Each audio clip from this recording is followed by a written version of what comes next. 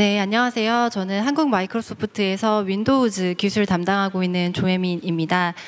바쁘신 중에도 귀한 걸음 해주신 점 감사드리고요. 저희가 오늘 준비한 내용은 역사상 가장 안전한 OS다라고 평가받고 있는 윈도우즈 10의 주요 보안 기능에 대해서 말씀을 드리고요. 그 보안 기능을 가장 잘 구현할 수 있는 기기에 대해서 말씀을 드리려고 합니다. 네, 본격적인 윈도우즈에 대한 기능 탐구에 앞서서 저희가 현재 서 있는 보안에 대한 부분 그리고 보안 공격에 대한 말씀을 좀 나눠보려고 합니다. 사실 화면에 안내되는 내용은 이제 글로벌 통계에 대한 수치인데요. 대략적으로 보시기에도 정보 유출에 대한 사례 그리고 정보 유출로 인한 피해 금액들이 굉장히 어마어마한 부분을 느끼실 수 있으실 것 같고요. 저는 이 중에서도 가장 충격적인 부분이 세 번째 항목입니다. 사실 예상컨대 저 수치를 보면 이게 한 몇 달 또는 몇 년에 걸쳐서 양상되는 악성 코드라고 생각이 될 수 있는데요. 저 30만 개의 악성 코드들이 비단 하루에 발현된다라는 부분을 보면 사실 저희가 지금 경험하고 있는 보안 대응 사항만으로는 이런 활발하게 전개되는 보안 공격들을 막기란 굉장히 버거운 작업이 될 수 있을 거란 생각이 들게 하는 장표입니다. 네, 뿐만 아니라 제가 최근에 이제 뉴스 기사를 검색을 해봤는데요. 국내 사정도 지금 안내되는 이 장표와 크게 다르지 않았습니다. 2011년부터 약 5년간 발생된 국내 해킹 사례들을 보면 굉장히 많은 10만 건 이상의 해킹 사례들이 발견된 부분들을 확인할 수 있었고요. 이런 것들이 비단 단 한 번의 정부 부처의 공격에서 그치는 것이 아니라 보통 50회 이상 지속적인 공격들이 발현된다라고 하니까 그 심각성은 굉장히 크다라는 부분을 같이 공감할 수 있을 것 같습니다. 그럼 이런 보안 공격들이 어떠한 형태로 발전하고 있는지에 대한 부분들을 저희가 좀 살펴볼 필요가 있을 것 같은데요. 사실 5년 전, 6년 전만 하더라도 해커들은 장난, 호기, 내가 이런 사람이야 라는 것들을 보여주기 위해서 해킹을 했습니다. 그래서 예를 들어서 내가 게임을 하다가 저 사람이 나한테 잘못했어요. 그러면 그 사람의 신원 정보를 확인해서 하루 정도 그 사람의 PC를 못 쓰게 하거나 아니면 영구적으로 그 클라이언트 PC를 못 쓰게 하는 수준의 장난에 그쳤다면 이제는 이러한 장난에 그치는 것이 아니라 굉장히 조직적으로 움직이고 있는 모습을 확인할 수 있고, 이런 조직적인 움직임은 단순히 어떤 장난에 그치는 것이 아니라 금전적인 보상을 노리고 내가 가장 큰 이득을 취하는 그 시점까지 끌고 온다라는 문제점이 있고요. 정부기관에서 일하시는 분들이 많이 계시기 때문에 사실 대외로 유출돼서는 안 되는 주요 기미들이 있으실 줄 압니다. 이런 것들을 타겟팅해서 공격하는 행태들, 보시는 것처럼 국가, 테러 조직 등과 연계들로 점점 더 그 보안 공격들은 진화하고 있다라는 부분들을 거듭 강조를 드리고 싶습니다. 아마 이 랜섬웨어에 대한 부분들은 다들 골칫거리이실 것 같아요. 작년 봄 그리고 작년 겨울 사이에 전 세계를 뒤흔들었던 보안 이슈 사항들이었고요. 실제로 이제 많은 기업, 고객, 공공기관들에서 이 랜섬웨어에 대한 공격 또는 공격을 당하지 않으셨다 하더라도 굉장히 많은 염려들을 가지고 계셨을 줄 압니다. 사실 랜섬웨어는 인터넷의 흑사병이다라는 별명이 있을 만큼 한번 퍼지게 되면 그 속도가 굉장히 빠르게 퍼져나가고 대응할 수 있는 해결책이 없기 때문에 굉장히 큰 고민거리였는데요. 이런 부분들을 어떻게 좀 개선할 수 있는지에 대한 부분들도 오늘 좀 같이 말씀을 드려보려고 합니다. 제가 간략하게나마 우리가 지금 윈도우즈 또는 일반 환경에서의 보안 공격 패턴들 그리고 보안 공격이 얼마나 진화했는지에 대한 부분들을 대략적으로 말씀을 드렸는데요. 이런 보안 공격들을 대응하기 위한 윈도우즈의 바뀐 태세에 대해서도 먼저 말씀을 드리고 싶습니다. 화면을 보시면 사실 저희가 이제 윈도우즈 클라이언트 인프라에 다들 익숙하시다 보니까 윈도우즈 XP 7, 8, 8.1, 10을 경험하시면서 윈도우즈는 3년 주기로 새로운 기능업, 새로운 버전을 내놓고 그리고 그 각각의 버전을 관리하기 위한 보안 패치를 제공하는 제품이다 라는 인식은 다들 하고 계신 것 같아요. 그런데 이런 것들을 비단 IT 관리자 그리고 실제로 사용하는 현업분들만이 가지고 계신 것이 아니라 해커들도 생각을 합니다. 마이크로소프트는 윈도우즈라는 사용자들이 쓰는 클라이언트를 3년마다 업데이트하지, 그리고 3년마다 업데이트한 그 이전 버전은 아무래도 관리가 소홀해지겠지, 그리고 널리 사용되고 익숙하다 보니까 해커들도 얘는 이렇게 공격해보면 더 쉽겠네, 아니면 이 방법을 통해서는 더 빠르고 더 지능적으로 공격할 수 있겠네에 대한 아이디어들이 샘솟습니다. 그렇기 때문에 화면에서 안내되는 내용과 같이 제품이 출시된 그 이전 빌드, 그 기존의 OS를 대상으로 보안 공격을 가하는 행태들이 굉장히 많아지게 됐고, 이런 현상들이 비단 1, 2년을 겪은 것이 아니라 XP에서 7 올라왔을 때의 XP 공격, 그리고 8과 8.1이 나왔을 때의 7의 집중 공격, 그리고 윈도우즈 10이 나왔을 때 그 이전 모든 OS를 대상으로 한 집중 공격을 마이크로소프트가 좌시할 수만은 없었고요. 보다 안전한 방식으로 기본적인 클라이언트 환경을 개비할 수 있는 방안들을 고민한 결과가 바로 화면에서 안내되고 있는 윈도우 애저 서비스라는 컨셉입니다. 이 컨셉에 대해서 대략적으로 말씀을 드리면요, 이제 마이크로소프트는 3월과 9월에 고정적으로 새로운 기능, 그 기능에는 물론 생산성을 향상할 수 있는 기능도 포함이 되지만 보안 기능에 대한 부분을 대거 탑재해서 새로운 빌드를 내놓게 됩니다. 3월에 빌드가 나오고 9월에 빌드가 나오는 거고요. 그 사이에 가장 이슈가 되는 보안 공격을 대비할 수 있는 기능들도 새로운 빌드에는 포함이 되게 됩니다. 예를 들어 말씀을 드리면, 제가 바로 이 앞장에서 랜섬웨어에 대한 말씀을 드렸는데, 이번에 윈도우즈가 17년 9월 빌드를 내놓으면서 랜섬웨어 공격을 대응할 수 있는 윈도우즈 자체 기능을 탑재시켰습니다.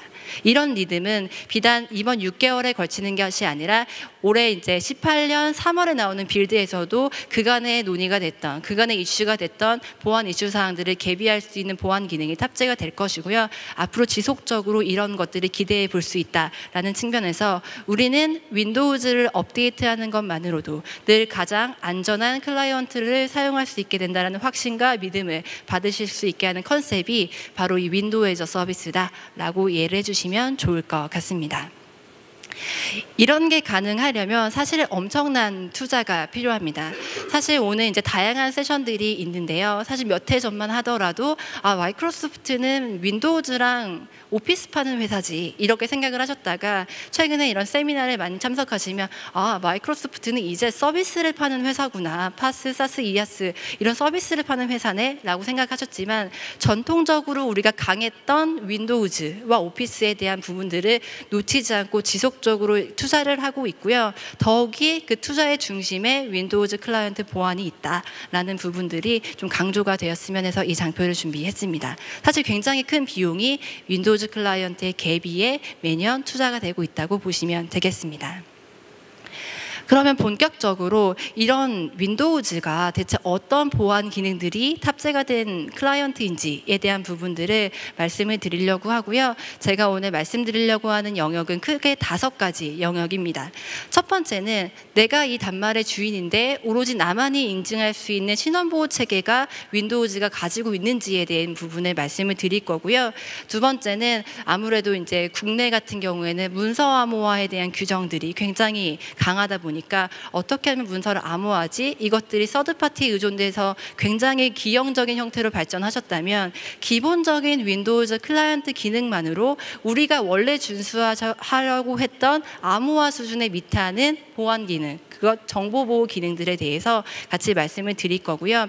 기기보호와 위협저항 측면에서는 사실 과거에는 윈도우즈 보안이라고 했으면 소프트웨어적인 영역만을 말씀을 드리는 부분이었습니다. 하지만 이제 앞서 말씀드린 것처럼 보안 공격들이 계속 증가함에 따라서 비단 소프트웨어 레이어만 가지고 보안을 개비할 수 있는 건 현실적으로 좀 어려운 부분들이 있었고, 이런 부분들을 하드웨어와 연계해서 보다 강력한 보안 기능을 제공하는 부분들이 기기보호 측면에서 말씀을 드릴 거고, 악의적인 공격자가 내가 정말 저 사람 한번 공격해보자, 저 기업 공격해보자 라고 공격을 한다 하더라도 우리가 대응할 수 있는 방법에 대한 부분들을 위협 저항 측면에서 말씀을 드릴 거고요. 맨 마지막 침투 탐지 및 조사 대응에 대한 포인트는 이미 알려지지 않은 악성 코드와 알려지지 않은 보안 공격 패턴들이 너무나 많습니다. 그런 이 시점에서 우리가 어떻게 이 모든 것을 다 백신이라던가 사전에 대응을 할 수 있겠어요? 비록 우리가 지금 보안에 노출된다 하더라도 빨리 이를 감지하고 조치할 수 있는 방안도 가지고 있어야 되거든요. 그래서 그것에 대한 답을 드릴 수 있는 항목으로 맨 마지막 조사 대응 및 침투 탐지에 대한 부분들을 안내해 드리도록 하겠습니다. 그럼 이 5가지 영역 가운데 신원보호 측면에 대한 부분을 먼저 말씀을 드리려고 해요. 사실 우리가 신원보호하면 그냥 우리가 상식적으로 생각하는 거는 아이디와 패스워드입니다. 내가 아이디 내가 만들었고 또는 회사에서 만들어줬고 패스워드 내가 3개월 만에 한번 바꾸는데 안전하겠지 라고 생각을 하시지만 최근에 이 패스워드에 대한 뭔가 보안 이슈 사항들 그리고 패스워드를 굉장히 소홀하게 관리함에 있어서 발현될 수 있는 사건들이 굉장히 많이 있었습니다. 그런 것들을 IT 관리자 또는 보안팀들에서 고민을 하게 되면서 대부분 이런 목표를 가지세요. 패스워드가 불안하니까 한 단계를 더 둬서 이중 인증을 한번 해보자 라는 게 첫 단계. 그리고 크레덴셜 방지, 예를 들어서 요즘에 패스트해시 공격과 같이 패스워드를 막 양산해보고 부차별 대입을 한 다음에 뚫리게 하는 그런 공격 비법들이 있어요. 이런 것들을 방지하기 위한 솔루션들이 뭐가 있는지를 점검을 하세요.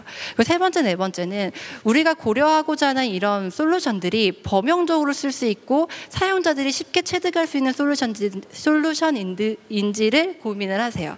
그래서 이런 것들에 대한 좀 해결책을 윈도우즈 자체 기능으로 드리고자 준비된 내용이 오늘 윈도우즈의 생체 인식과 관련된 그리고 그 인식의 기술이 될 수 있는 통신에 대한 기법을 말씀드리려고 하고요. 이런 것들은 비단 마이크로소프트만의 아이디어를 가지고 만들어진 것이 아닙니다.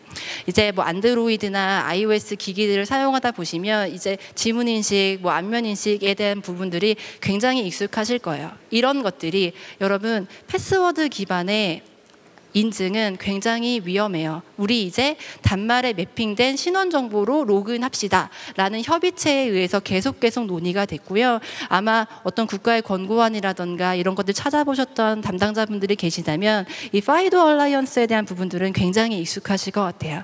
그래서 윈도우즈 같은 경우에는 이 파이도 2.0을 준수하는 그 기능이 기본 탑재가 되어 있다라고 이해를 해주시면 될 것 같습니다. 그럼 어떤 기능인지 말씀드리기에 앞서서 그 기능을 구현하는 배경 기술에 대해서 좀 말씀을 드리려고 해요. 사실 저희가 공개키, 개인키 얘기가 나오면 굉장히 머리가 복잡해지는데 오늘은 간단하게 이해하시기 쉽게 설명을 드리면 처음에 아이디 제공업체 쪽에 제가 그 아이디의 주인임을 인증을 받아야 됩니다. 그래서 최초에 한 번만 아이디 제공하는 업체, 예를 들어서 구글이니 마이크로소프트니 AD니 애저 AD니가 다 될 수가 있을 것 같아요. 그 제공자 쪽에 저 조혜민이고요. 제 아이디와 패스워드 이거예요 라고 암호화된 저의 암호화 아이디를 날려보내게 됩니다. 네트워크를 태워서 날려보내게 되면 그때 제공받은 저쪽의 아이디 제공업체 쪽에서 너가 조혜민이구나. 그러면 공개키는 내가 들고 있을게. 개인키는 네가 가지고 있어. 그리고 나중에 너인지 확인할 때 이 정보를 우리 활용하자라는 약속을 맺게 되고요. 그 개인키는 제 단말에 TPM 아마 많이 들어보셨을 것 같아요. 트러스티드 플랫폼 모듈이라는 키 관리할 수 있는 하드웨어 요소에 저장이 됩니다. 그런데 간혹 우리 회사는 우리 공공기관은 TPM이 좀 비싸서 뺐는데요 라고 하시는 기관이 있으실 수 있으세요. 그럴 경우에는 소프트웨어적으로 암호화를 시켜서 해당 개인키를 저장시키고요. 그 개인키를 열 수 있는 열쇠로 2가지 옵션을 사용하는데 첫 번째는 핀번호예요. 4자리부터 20자리까지 책정할 수 있는 핀번호를 기입하시는 걸로 로그인하실 수가 있고요. 매번 내가 핀번호를 치기 귀찮다라고 하시면 정말 내가 이 단말의 주인임을 인증할 수 있는 유일한 방법인 저의 신원 정보를 활용해서 로그인하실 수가 있고 그 옵션은 지문을 통해 해보실 수 있고 안면 인식, 제 얼굴을 갖다 대는 것만으로 인식하실 수 있는 옵션이 있습니다. 안면 인식 같은 경우에는 정확도가 굉장히 높아요.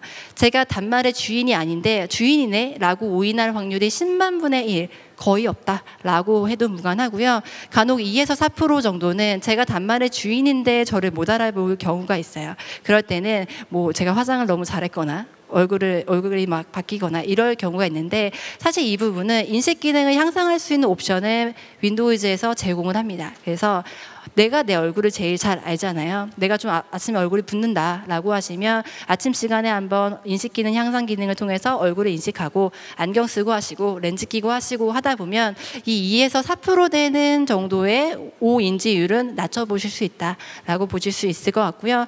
굉장히 정교합니다. 그래서 쌍둥이들 대충 닮았으면 인지해 주겠지가 아니라 얼굴에 있는 윤곽과 수치들을 모두 기억해서 오로지 그 사람만이 인지할 수 있는, 로그인할 수 있는 방식으로 하실 수가 있다라고 이해를 해주시면 좋을 것 같고요. 다양한 기기들이 나와 있습니다. 공공기관 같은 경우에는 사실 노트북을 많이 쓰시지 못하는 경우들이 많이 있으세요. 그렇기 때문에 이제 데스크탑 업무를 보신다 하더라도 지금 오른쪽 상단에 있는 리얼센스 카메라라고 해서 안면 인식을 할 수 있는 카메라가 별도 제공이 되고 있고요. 요즘은 더 나아가서 모니터에 이런 카메라가 붙습니다.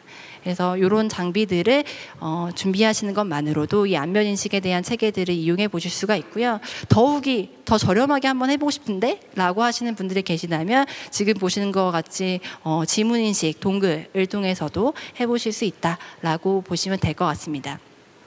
제가 아까 윈도우즈가 이제 3월과 9월에 기능 업데이트를 한다라는 말씀을 간략하게 드렸는데, 이 뒷부분에 말씀드릴 내용은 전통적으로 윈도우즈 헬로우라는 인식 기술에서 지원되지 않았던 부분이었었는데 1709, 17년도 9월 업데이트본에서 추가 제공되는 기능들에 대해서 말씀을 드릴 거고요. 아까는 지문과 안면 인식 두 가지 채널이 있었다면 이제는 휴대폰, 제 안드로이드나 iOS 기기를 단말에 연결시킬 수가 있는 부분이 하나가 있고요. 요즘에 이런 시계 많이 차고 다니시잖아요. 뭐 많은 제품들, 이런 웨어러블 장비들과 연동 또는 USB, 스마트카드 등등과 연계할 수 있는 포인트들이 늘어났고, 앞서 다단계 인증에 대한 부분을 고민하셨던 고객이라면 사실 다단계 인증이라 하더라도 보안의 홀은 있을 수가 있어요. 제가 단말에 그 사람의 아이디 패스워드를 알아서 로그인한 다음에 휴대전화를 가지고 몰래 받은 다음에 1, 2, 3, 4 눌러서 로그인하면 그거는 다단계 인증을 하지만 본인이 아닌 환경에서도 구현되는 시나리오이거든요. 근데 윈도우즈 10 환경에서는 오로지 본인만이 인가할 수 있는 채널의 다중인증 체결을 만들었어요. 이 얘기는 A라는 요건이 만족된 거와 동시에 B라는 요건이 만족시켜야 돼요. 그래서 예를 들어서 내가 웨어러블 장비를 단말에 연계시켰어요. 그리고 나서 내가 지문을 한번 꾹 눌러줘야 로그인이 되는 것. 그리고 공공기관 같은 경우에는 특정 위치에서 업무를 보셔야 되는 경우들이 계시거든요. 그 경우에는 사내 유선 또는 무선 네트워크에 물리는 것 플러스 내 지문 한번 꾹, 이런 식으로, 또는 안면 인식 이런 식으로 해주시는 다중인증 체계를 채택을 하셔서 다단계 인증보다 진보된 형태의 인증 체계를 만들어 가실 수가 있다. 이것이 기본 기능으로 내장이 되어 있다라는 부분을 말씀을 드릴 수가 있을 것 같고요. 이 기능으로 발현될 수 있는, 기대할 수 있는 이점으로는 이제 보안 사고 이제 뉴스 기사를 보면 대부분 PC가 켜져 있는 상태에서 누군가가 USB 꼽아서 자료 갖고 나가거나 비밀번호 크리덴셜을 해킹하거나 이런 식이 많아요. 정말 단순하게 내가 락을 안 걸었기 때문에 보안 사고가 나는 경우도 있거든요. 그래서 그런 것들을 막아보기 위한 기본 기능으로 내가 연결된 기기에서 좀 멀어진다라고 하면 자동으로 락을 걸어요. PC가 잠기는 거죠. PC가 잠기는 것을 통해서 가장 기본적인 체계의 보안 실수를 막을 수 있는 이점까지도 이 기본 기능으로는 가지고 가실 수 있다라고 이해를 해주시면 좋을 것 같고요. 이 기능은 너무너무 쉽습니다. 사실 이 기능은 굉장히 간단하기 때문에 홈 에디션을 쓰는 일반 사용자분들도 개인이 세팅하고 개인이 그 패스워드나 핀에 대한 설정을 다 바꾸실 수 있으세요. 그만큼 쉽기 때문에 IT 관리자의 개입 없이도 충분히 쉽게 관리될 수 있다라는 부분을 말씀을 드릴 수가 있고요. 이 기술의 가장 근간이 되는 윈도우즈 아키텍처의 변화를 말씀을 드리면 바로 이 그림을 주목하셔야 될 것 같습니다.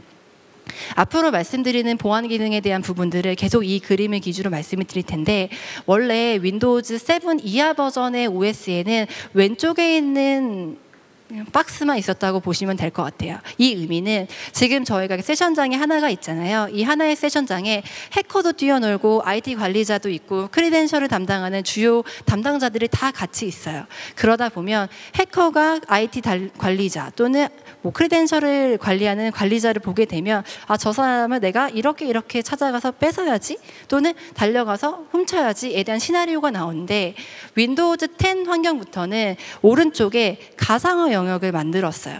쉽게 설명드리면 다른 방 하나를 만들어 두고 크리덴셜을 관리하는 중요한 정보들, PC가 부팅될 때 아, 이거 정말 정상 프로세스로 부팅되는 건지 모니터링 해보자 라는 무결성 엔진들을 별도의 가상화 공간에 다 숨겨두게 됩니다. 이 얘기는 해커가 이 어플리케이션 레이어, 우리가 오피스도 깔고 뭐 서드파티들도 막 깔아왔던 이 어플리케이션 레이어에서 중요 정보를 공격할 수 있는 루트를 찾을 수가 없다라는 거예요. 그렇기 때문에 저희가 이제 과거에는 이런 해킹 데모를 보여드리고는 했는데, 미미카츠라는 해킹 툴을 구글에서 찾아보면 다운로드 너무 쉽게 받으실 수 있으세요. 그리고 이 미미카츠는 변종들이 너무 많아서 어쩔 때는 디펜더와 같은 이런 백신에서도 못 잡는 경우들이 있으세요. 왜냐하면 하루에도 몇십만 개씩 양상이 되기 때문에, 이런 경우에서 이런 툴을 기반으로 크리덴셜을 해킹하려는 시도가 있다 하더라도 윈도우즈 10 환경에서는 숨어 있기 때문에 절대 해킹이 불가하다라고 이해를 해주시면 좋을 것 같고요. 이 아키텍처가 윈도우즈를 가장 극강의 안전한, 윈도우즈 10을 극강의 안전한 클라이언트로 만들 수 있는 가장 주요한 아키텍처다라고 이해를 해주시면 좋을 것 같습니다. 두 번째 항목은 정보보호 측면입니다. 사실 정보보호하면 고민이 제일 많은 요소 중에 하나예요. 일단은 단말을 분실했을 때도 안전하게 관리하고 싶다라는 요구사항들이 하나가 있고요.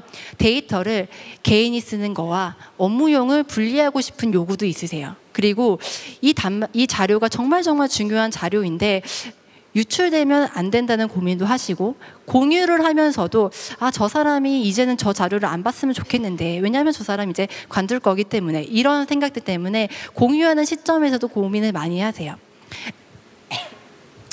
근데 사실 이 모든 영역이 윈도우즈 10으로 됩니다라는 말씀을 드리면 가장 저도 좋을 것 같은데, 그건 거짓말이고요. 윈도우즈 10이 담당할 수 있는 영역이 분명 존재합니다. 어떤 부분이냐면, 가장 첫 번째, 단말 자체를 보호할 수 있는 기능을 제공을 하고 있고요. 개인 데이터와 회사 데이터를 분리할 수 있는 기본적인 기능 플러스 외부 인가하지 않은 채널도 유출되지 않게 하는 기능을 윈도우즈 10은 지원을 하고 있습니다. 그리고 그 부분들 가운데 지금 지원하지 않는 부분을 가장 연한 하늘색으로 표현을 했는데요. 누출 방지, 공유 보호에 대한 측면들은 마이크로소프트에서 제공하는 다른 사스 제품, 오피스 365, 그리고 애저 인포메이션 프로텍션, EMS라는 단말 관리할 수 있는 전체 스윗에 포함이 되어 있는 애저 인포메이션 프로텍션이라는 컴포넌트 하나로 같이 관리해 보실 수도 있기 때문에, 기본적인 제어는 윈도우즈에서 하면서 확장 시나리오로는 다른 사스 제품들을 같이 고민해 보시는 것도 하나의 팁이 되실 수 있을 것 같고요. 오늘은 이 중에서도 윈도우즈만으로 구현될 수 있는 정보보호 측면을 위주로 말씀을 드리도록 하겠습니다. 장치 암호화에 대한 부분입니다. 사실 이제 벌써 몇 년 전이 된 것 같아요. 저희 공시생이 이제 본인이 이제 부팅 이미지를 만들어가지고 정부기관에 좀 이렇게 했던 사건이 굉장히 떠들썩했던 적이 있습니다. 그때 사실 해결책으로 이 비트라커라는 부분들을 많이 고민을 하셨는데요. 이 비트라커 기능은 사실 윈도우즈 7부터 지원을 했던 굉장히 전통적인 하드디스크 암호화 솔루션이에요. 간단하게 말씀드리면, 누군가가 몰래 들어와서 제 하드디스크를 띄어서 다른 데 붙였을 때 원래는 읽힙니다. 하지만 이 비트라커 기능으로 하드디스크 볼륨 자체가 암호화되어 있다면 해당 단말이 아니면 절대 해당 데이터를 읽을 수 없게 하는 기술이에요. 거기에 플러스 이 비트라커는 시스템이 부팅될 때 내가 기억하는 방법으로 부팅을 안 하고 이상한 행동을 나한테 하네? 라고 하면 키를 물어보게 시켜요. 비트라커 리커버리 키를 입력하게 해서 그 키를 알고 있다면 당연히 단말의 주인이 되겠죠. 그게 모르는 이상 절대 부팅이 안 되게 할 수가 있습니다. 그래서 어떤 나쁜 유해한 이제 부팅 USB를 만드셔가지고 공격하는 패턴들을 기본적인 비트라커를 통해서 막아보실 수가 있고요. 이 기능의 또 하나 이점은 이렇게 강력한 보안 기능들을 관리할 수 있는 관리 주체 역시 마이크로소프트에서 SA 베네핏 이라는 형태로 이제 EA나 GA 계약이 맺어 계신 고객분들의 혜택으로 안내드릴 수 있는 부분이 있는데요. 엠밤이라는 이런 비트라커 키를 관리할 수 있는 정보 엔진을 제공을 하고요. 어떤 기능을 제공하냐면 셀프 사이트 포탈. 예를 들어서 내가 아이디 패스워드를 알고 포탈에 들어가서 치게 되면 물론 인증을 받아야 되겠죠. 인증을 받아서 들어가게 되면 리커버리 키를 제공해 줍니다. 또는 IT 헬프데스크에서 중앙에서 이 키를 관리하고 예를 들어서 유저가 분실했다라고 하면 매니저한테 그 복구 키를 보내요. 그래서 매니저를 통해서 그 유저에게 공유될 수 있도록 하는 방식들을 기본적으로 구현할 수 있는 엠밤 시나리오까지도 제공이 되고 있기 때문에 기본적인 장치 관리를 위한 암호화 기술이 필요하다라고 하시면 이 비트라커를 검토해 보시면 좋으실 것 같습니다. 이어서 데이터에 대한 분리 영역을 좀 말씀을 드리고 싶어요. 화면에서 사실 윈도우즈 폰 모양이 들어있어서 저거는 모바일 시나리오인가? 라고 오인하실 수도 있을 것 같아서 먼저 말씀드리면 이제 윈도우즈는 손톱만한 IoT 장비부터 뭐 안경처럼 쓸 수 있는 홀로렌즈, 서피스 뭐 다 상관없이 하나의 클라이언트 OS로 관리가 돼요. 그렇기 때문에 이렇게 표현이 된 거고 이 윈도우즈라는 환경 내에 있는 데이터들을 두 가지로 분리할 수 있는 옵션이 윈도우즈 인포메이션 프로텍션이라는 기능에서 구현이 됩니다. 어떤 기능인지에 대한 말씀을 간략하게 드리면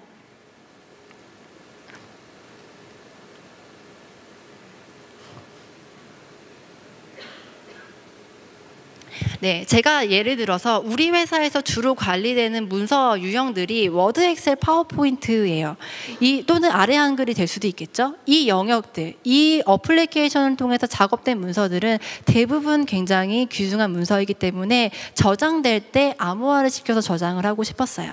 근데 사실 먼저 아시다시피 마이크로소프트의 온프레미스 제품 가운데 RMS라는 제품이 있었습니다. 그 제품이 사실 전 세계적으로는 문서 암호화의 하나의 해결책이 되면서 급부상한 제품이기는 한데 국내에는 굉장히 환영받지 못했어요. 그 이유가 강제화를 지원하지 않는다는 요건 때문이었거든요. 사실 우리 IT 관리자분들은 유저에게 모든 권한을 주기보다는 보안팀, IT 관리팀에서 모든 정보에 대한 관리를 하고 싶어 하시기 때문에 강제화가 굉장히 필수 요건 중에 하나셨어요. 그렇기 때문에 문서에 대한 강제화가 안 되는 권한관리 기반의 문서 암호화 형태들은 국내 입맛에는 맞지 않았거든요. 근데 그런 것들이 이제 아시아 국가 그리고 다른 국가에서도 요청사항이 올라가서 윈도우즈 10이 16년 7월에 나온 업데이트부터 반영이 되게 됐고요. 어떤 기능이냐면 사전에 제가 워드를 관리되는 문서 포맷으로 지정을 하고 문서 작업을 열심히 합니다. 그리고 나서 문서를 저장시킬 거예요. 그러면 왼쪽에 어떤 안내가 나오냐면 회사 계정으로 관리될 수 있는 자물쇠가 보입니다. 최근에 업데이트된 거는 이 자물쇠가 조금 이제 강압적인 느낌이 들기 때문에 회사 서류 가방 모양으로 바뀌었어요. 이 내용이 안내가 되면서 문서가 암호화돼서 저장이 된다라고 하는 안내가 있습니다.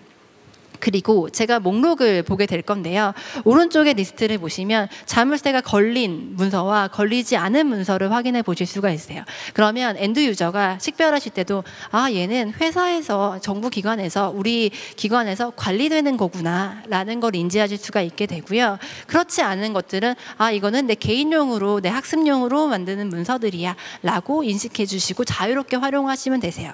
그러면 공유를 하실 때는 어떤 시나리오가 되시게 되냐면 관리되는 문서 유형들은 관리되는 문서 유형들 내에서 정보 유통이 가능해서요. 어떤 의미냐면 예를 들어서 파워포인트도 관리되는 문서 유형, 워드도 관리되는 문서 유형이다 라고 하면 두 문서 포맷 간의 데이터에 대한 유통은 원활하게 하실 수 있으세요. 뭐 예를 들어 복사 붙여넣기 같은 것이 있을 수 있잖아요. 그런 것들은 유연하게 되시지만 만약에 아래 한글이 우리 회사에서 관리 안 되는 문서 포맷이다 라고 하시면 그쪽으로 유출되는 거는 모두 차단이 됩니다.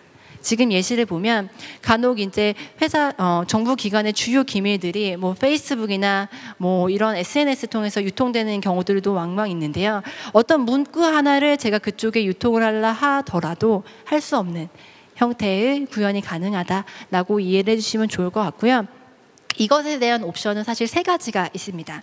하나는 지금 안내드린 것처럼 강하게 다 막는다. 의 옵션이 하나가 있고, 두 번째는 공유를 하는 그 시점에 커멘트를 남기게 해요. 그래서 유저가 저는 마케팅을 담당하고 있는 누군데 이거는 꼭 대회용으로 필요해서 복사하려고 합니다. 이렇게 남기게 되면 유통이 되게 하는 것. 또는 세 번째는 로그만 남게 해서 누가 이런 작업을 했지를 관리자가 보게 하는 옵션, 세 가지를 채택하실 수가 있어서 강하게 관리돼야 되는 문서 유형, 또는 유연하게 좀 대회에 공유할 수 있는 문서 유형, 그리고 로깅만 하는 문서 유형들을 구분하셔가지고 정책을 내리실 수 있다라고 보면 될 것 같고요. 정책을 내릴 수 있는 준비는 윈도우즈 10이 다 되어 있어요, 사실. 하지만 정책을 내려줄 지시자는 필요하거든요. 그 옵션은 세 가지가 있습니다. 첫 번째는 아까 EMS, Azure Information Protection에 대한 기능을 말씀드렸는데, 그 컴포넌트 하나 중에서 인튠이라는 디바이스 관리할 수 있는 관리 채널이 있습니다.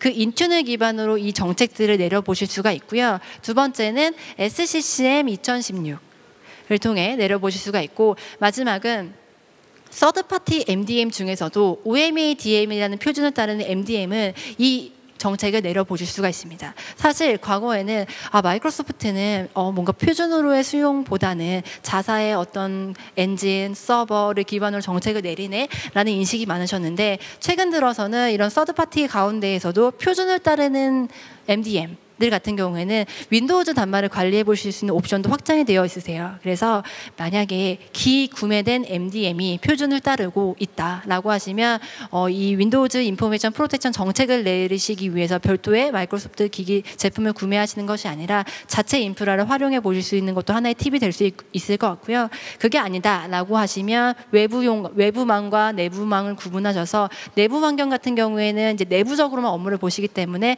뭐 SCCM과 같은 온프레미스 서버를 활용하시고, 외부망 같은 경우에는 대부분 파트너나 고객이나 아니면 뭐 어떤 정부기관의 부처들과 공유하기 위한 목적으로 문서 유통이 되거든요. 그때에는 대외 발송을 위한 암호화인 Azure Information Protection으로 한번 암호화를 하시고, 또는 내부 로컬에 저장될 수 있을 때 암호화는 윈도우즈 인포메이션 프로텍션 하시고, 그렇게 되시면 이 두 가지 채널을 인튠이라는 하나의 단일 관리 채널로 관리하실 수 있는 이점도 있으시기 때문에 대내용인지 대외용인지 우리 문서 유통이 어느 단계에 이루어지는지를 고민하셔서 적합한 솔루션들을 선택적으로 받아보실 수가 있습니다. 그래서 이 부분에 대한 부분들은 굉장히 다양한 선택 옵션이 있다라는 부분으로 이해를 해주시면 좋을 것 같고요.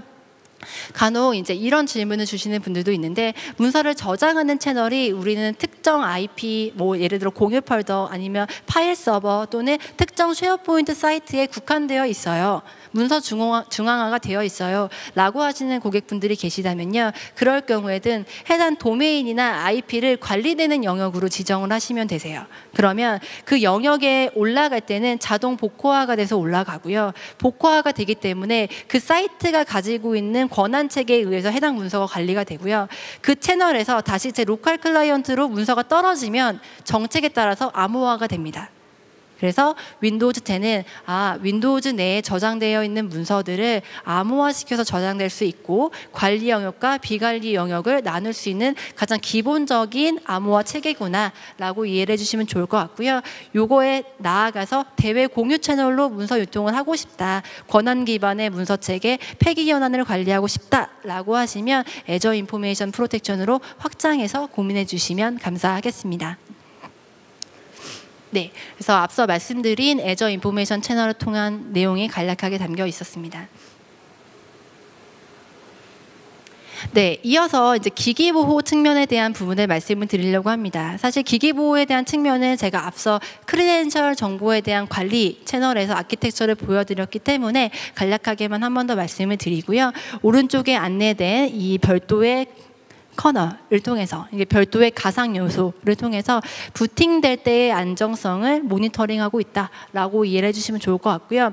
하드웨어가 개런티하는 부팅 순서 플러스 윈도우즈가 알고 있는 부팅 순서를 이해하게 되면 안전 부팅 모드가 지원이 되지 않습니다. 그래서 보다 안전한 방식으로 단말이 부팅될 수 있도록, 그리고 그것들을 외부의 위협을 받지 않도록 하는 채널들이 확보가 되어 있다라고 이해를 해주시면 좋을 것 같고요.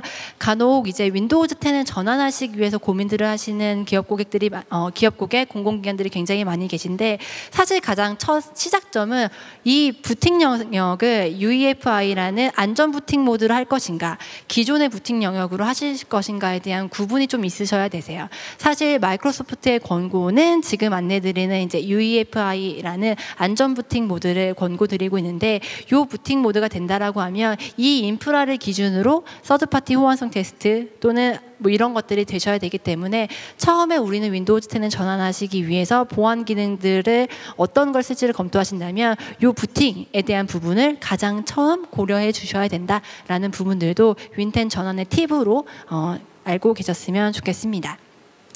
네 번째 항목인 위협 저항 측면입니다. 사실 윈도우즈 10의 1709에 와서 가장 많은 개선이 있는 포인트다라고 보시면 될 것 같은데요.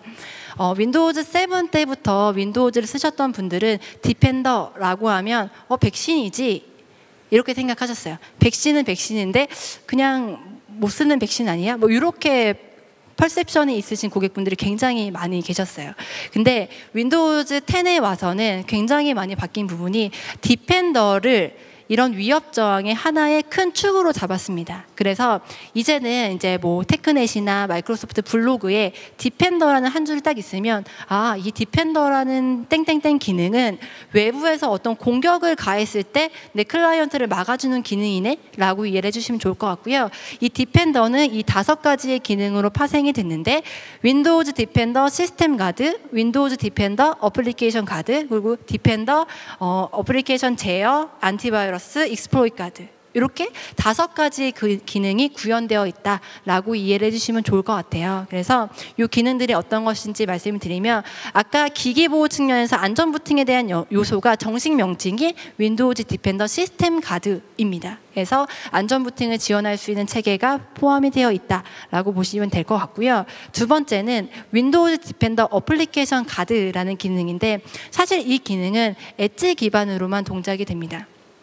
좀 더 설명을 드리면, 윈도우즈 10에는 IE11과 엣지 2개의 브라우저가 있어요. 사실은 원래는 하나의 브라우저가 있는 게 상식적으로 맞는 태세이지만, IE11 같은 경우에는 IE11 이전 버전의 IE를 지원하기 위해서 호환성 확보를 위한 목적으로 남아있는 브라우저다라고 보시면 될 것 같고요.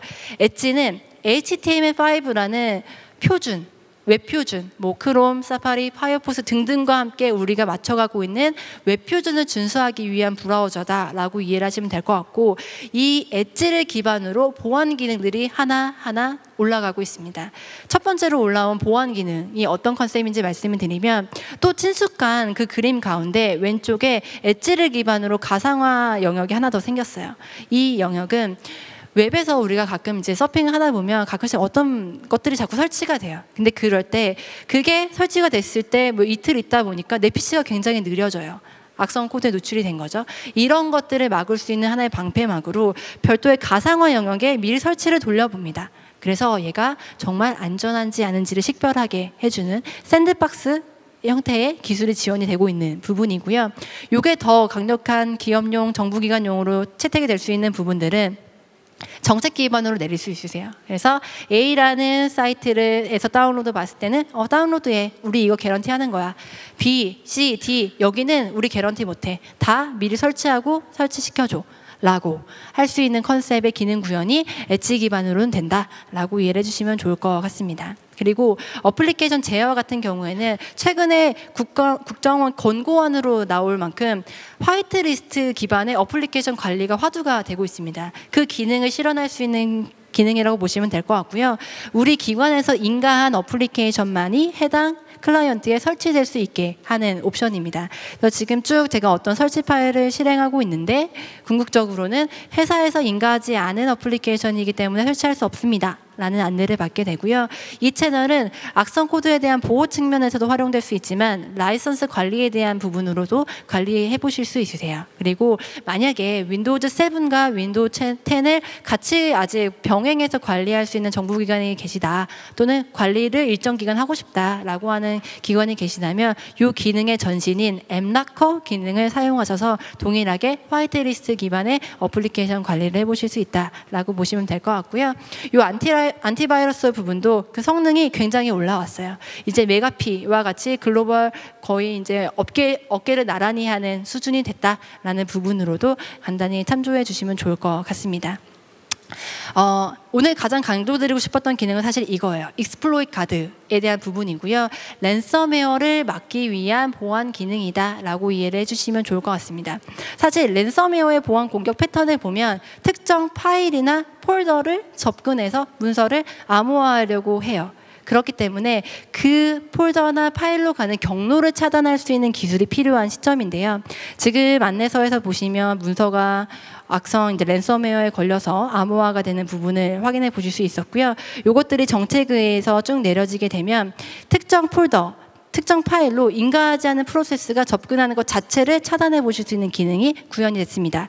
그리고 이것은 일반 엔드 유저 단에서도 쉽게 정책을 내려보실 수 있도록 이 파일 액세스할 수 있는, 폴더 액세스할 수 있는 기능만 활성화해 주시게 되면 제가 동일한 보안 공격에 노출된다 하더라도 막아줍니다. 그래서 이런 기능에 대한 이점들이 있다라는 부분이 있을 수 있고요. 이거는 사전 대처적인 측면인데 사실 당했다 하더라도 그들한테 돈이 안 되게 하는 게 가장 베스트이거든요. 그때 드릴 수 있는 팁은 원드라이브를 통해서 문서를 싱크해두는 습관입니다. 그래서 기업용 또는 원드라이브를 통해서 문서를 싱크해 두시게 되면 내가 랜섬웨어 공격을 당하지 않은 이전 시점으로 충분히 복원을 하실 수가 있으세요. 한 5번의 클릭만으로. 그렇기 때문에 그네들의 보안 공격의 대상자가 되지 않게 될 수 있다라는 자신감을 이 백업 기능을 통해서 이뤄내 나가실 수 있으실 것 같고요.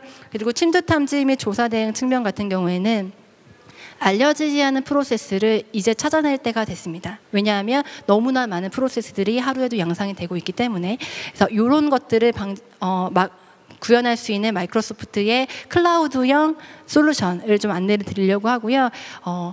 내용을 보시면 우리 회사에서 이제 단말들을 지정하실 거잖아요. 그럼 그 단말들이 어떤 위험 요소들이 있는지, 어떤 설치 파일을 설치했더니 문서가 느려지는지 이런 것들을 식별할 수 있게 해줘요. 그래서 유저들이 사실 모든 것들을 백신에 의존해서 필터링 걸러내기는 어렵기 때문에 이런 프로세스들을 중앙에서 모니터링하고, 그리고 그거에 대한 위협 정도, 대응 조치 사항들을 관리자에게 가이드하게 되면, 예를 들어 A라는 PC에서 누군가가 어떤 실행 파일을 실행했더니 굉장히 어떤 상위 권한으로 계속 공격을 하려고 해요. 그때 이 윈도우즈 디펜더 ATP 같은 경우에서는 모니터링 툴을 제공을 해서 그 클라이언트 환경을 격리시킬 수도, 또는 그 이상의 어떤 조치를 내릴 수 있도록 가이드라는 기술이 머신러닝 기반으로 윈도우즈 10에 제공이 됩니다. 이 기술은 클라우드 환경이고요. 외부망 그리고 접점이 많은 단말들에 충분히 활용해 보실 수 있는 기능이다라고 이해를 해주시면 좋을 것 같습니다. 시간이 많지 않아서 이제 제가 또 한 분을 모시려고 하는데요. 제가 쭉 말씀드렸던 이 윈도우즈 기능들 같은 경우에는 굉장히 단말의 요구사항들이 큽니다. 그렇기 때문에 이 단말들을 조금 잘 선택하실 필요가 있는데요. 이 윈도우즈 단말을 가장 잘 구현할 수 있는 옵션에 대해서 오늘 좀 말씀을 드리려고 저희 김정혜 씨를 모셨습니다. 네, 정혜 씨 안녕하세요. 네, 안녕하세요. 네. 네. 지금 화면이 전환이 되어야 하는데 잠시만요. 네, 전환이 잘 됐네요. 네, 안녕하세요. 저는 윈도우즈 10의 보안 기능을 가장 잘 사용하실 수 있는 마이크로소프트의 퍼스트 파티 디바이스 서피스를 소개하려고 나왔고요. 지금 보이시는 제품은 서피스 프로예요. 그래서 이 제품 같은 경우는 이렇게 뚝 키보드를 뗄 수가 있는데, 다른 제품군은 저희 그 바깥에 나가시면 서피스 부스가 있어서요. 그쪽으로 오시면은 또 구경을 해보실 수가 있습니다. 네, 서피스 같은 경우는